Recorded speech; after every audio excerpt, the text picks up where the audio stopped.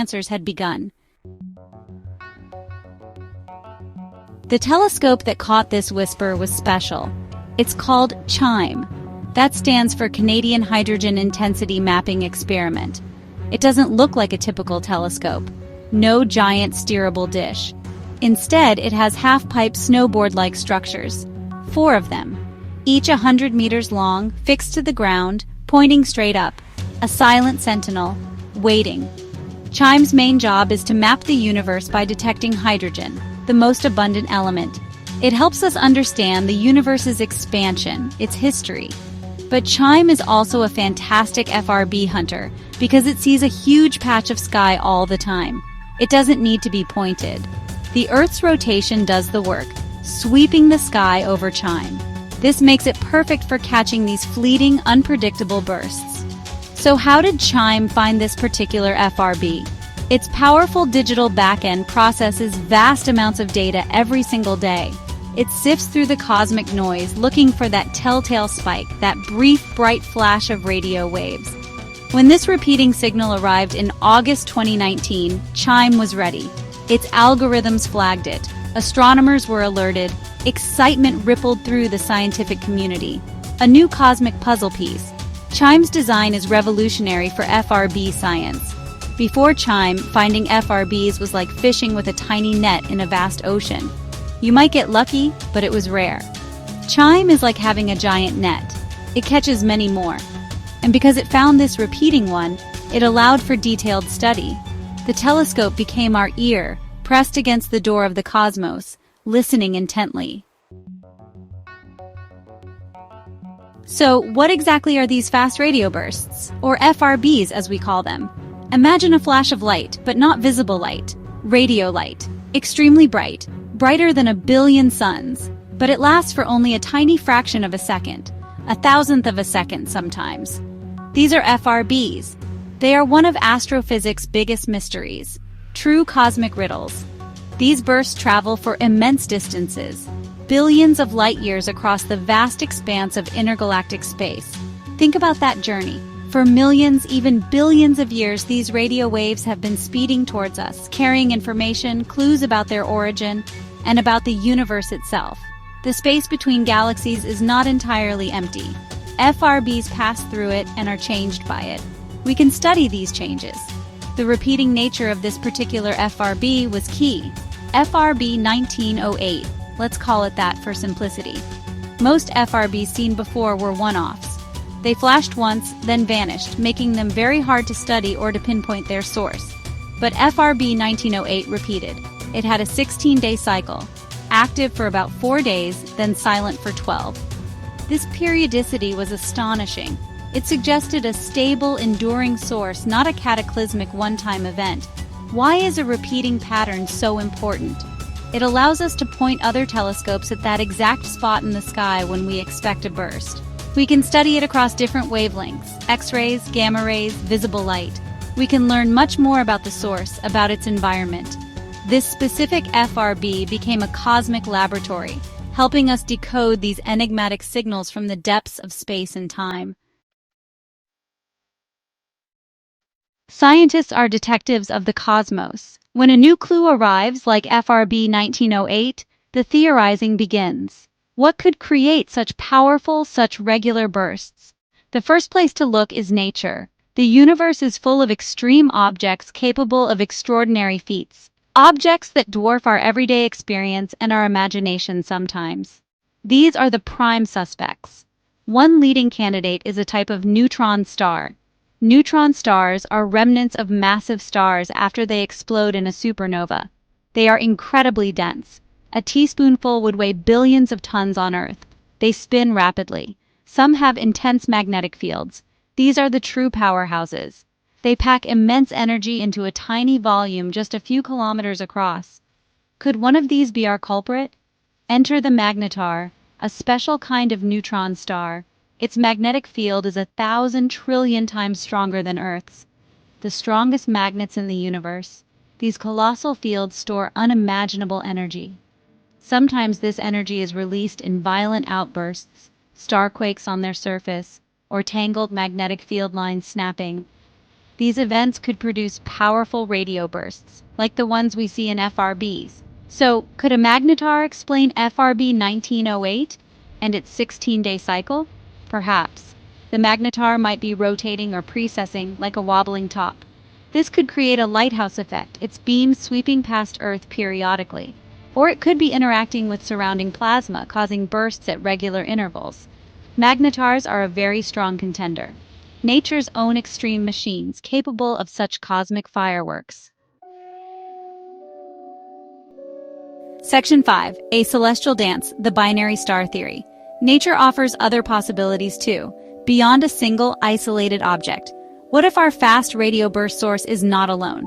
What if it's part of a pair, a celestial dance, two objects orbiting each other? This is a binary system, very common in the universe. Many stars, perhaps most, have companions. Could such a system explain the repeating signal and its peculiar rhythm? Imagine a neutron star, or even a magnetar, orbiting another star. This companion could be a normal star, like our Sun, but perhaps much larger. Or it could be another compact object, like another neutron star, or even a black hole. The gravitational embrace of these two objects could influence the emission of radio bursts, creating the observed periodicity, a cosmic clockwork. How would a binary system create the pattern? Several ways. The neutron star might only emit bursts in a certain direction. As it orbits, its beam sweeps towards Earth, then away again. Or the companion star could have a strong stellar wind, a flow of gas from its surface. This wind could block or absorb the radio bursts, except when the neutron star is at a certain point in its orbit, creating windows of visibility. This binary star theory is appealing. It naturally explains a repeating cycle. The orbital period could match the 16-day pattern of FRB 1908. However, the details still need to be worked out. What kind of stars? What kind of orbit? How is the immense energy for the bursts generated?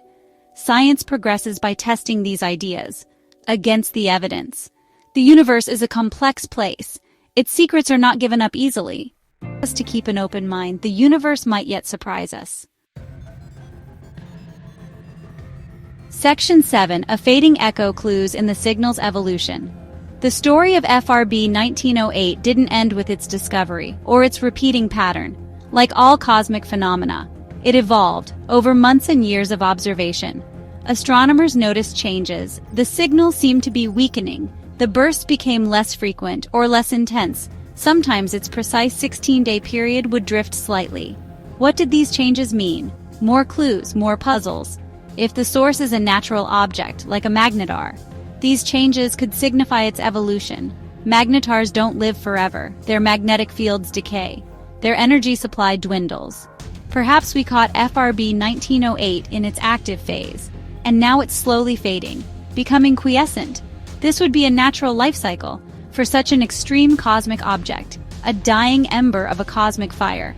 What if the signal were artificial? How would we interpret these changes then? Perhaps the alien transmitter is running out of power, or maybe it's being deliberately altered, the message changing, or its target shifting. This is pure speculation, of course, but it highlights how our interpretation depends heavily on our initial assumptions about the nature of the source. The universe keeps us guessing. These subtle shifts in the signal are incredibly valuable to scientists. They provide more data points, more constraints on the theories. Is the source running out of fuel? Is its environment changing? Is its rotation slowing down? Each new observation helps to refine the models, or even to rule some out. The fading echo of FRB 1908 still speaks volumes if we listen carefully. Section 8. The ultimate question, are we hearing from ET? Let's confront the big question directly, the one that whispers in the back of our minds. When we hear about mysterious signals from space, could FRB 1908 be a message from ET? Extraterrestrial intelligence. It's a possibility that sparks immense excitement and profound philosophical questions. The search for life beyond Earth is one of humanity's oldest quests. Are we finally getting a hint? The implications would be world-altering. If we confirmed an alien intelligence, it would reshape our understanding of our place in the universe. We would no longer be unique or alone. We would be part of a larger cosmic community. This could inspire incredible unity on Earth, or perhaps fear, depending on the nature of the contact. The stakes are incredibly high, which is why scientists are so careful.